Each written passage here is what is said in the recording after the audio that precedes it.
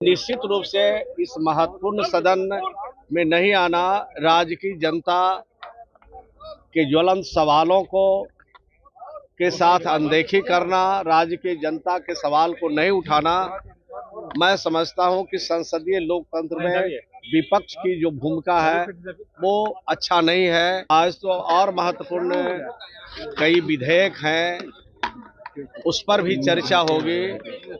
और विधेयक जब आते हैं, कानून जब बनाए जाते हैं, नियम बनाए जाते हैं, तो उसमें लोगों का सुझाव लिया जाता है। कोई बात बाहर में आप लोगों को बता देते हैं, अब भीतर में जब सदन चल रहा है तो वहाँ रहते ही नहीं है, तो उनको कैसे पता चलेगा कि नियम से सदन चल रहा है, कि कानून से चल रहा है, कि नियमावली से चल रहा है। बिहार में एनडीए की सरकार बनने के बाद देखिए महागठबंधन के विधायक पाला बदलना शुरू कर दिए। पिछले दिन ही आपने देखा कि 2 कांग्रेस के, एक राजद के विधायक ने पाला बदला, जबकि शुरुआती दिन में 3 जो है राजद के विधायक पाला बदल लिए। उसके बाद कार्रवाई की चर्चा होने लगी कि जो विधायक पाला बदले हैं उसके ऊपर कार्रवाई होनी चाहिए और उनकी जो है सदस्यता जानी चाहिए।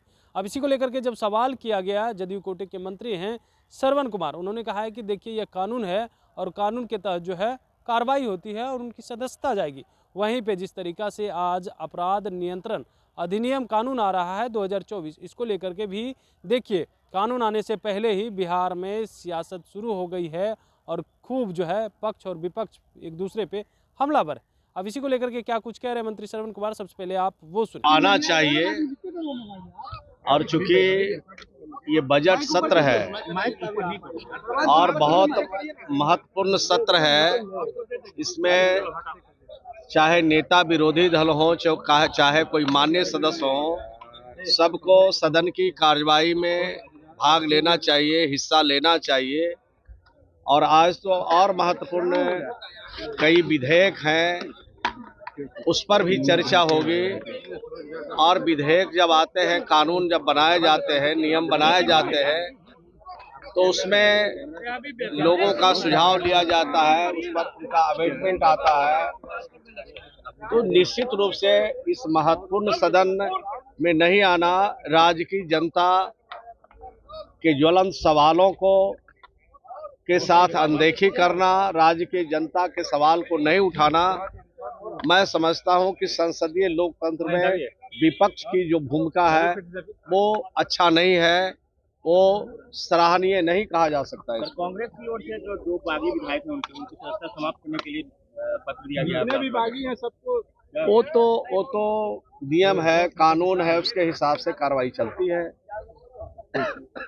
धन्यवाद। आरोप लगा रहा है कि नियम का, कानून का पालन नहीं हो रहा है। अब तो सदन जब चल रहा है तो सदन कैसे चलता है? नियम से, नियमावली से चलता है।